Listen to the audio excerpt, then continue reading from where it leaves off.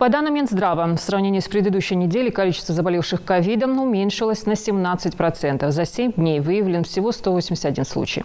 На начало марта есть 125 коек в 4 медорганизациях, в том числе 18 реанимационных. Всего на сегодняшний день на лечении находится 1064 человека, в том числе 92 в стационаре. Из них в реанимации 7, лиц старше 60 лет 22 человека, на кислороде 15 человек.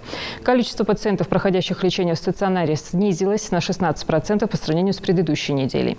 Продолжается оказание медпомощи пациентам на дому. Функционирует 6 амбулаторных ковид-центров. Сокращено количество бригад для оказания медпомощи ковидным пациентам. Организована работа единого номера 122, очень мало звонков. Отпущены лекарственные препараты ковидным больным 11 100 пациентов. И идут поставки, там последние.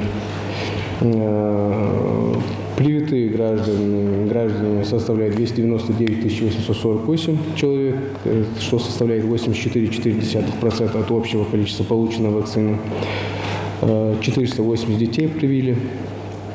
Завершили и первым, и вторым компонентом 287 664 человека, темп вакцинации 247 на 100 тысяч.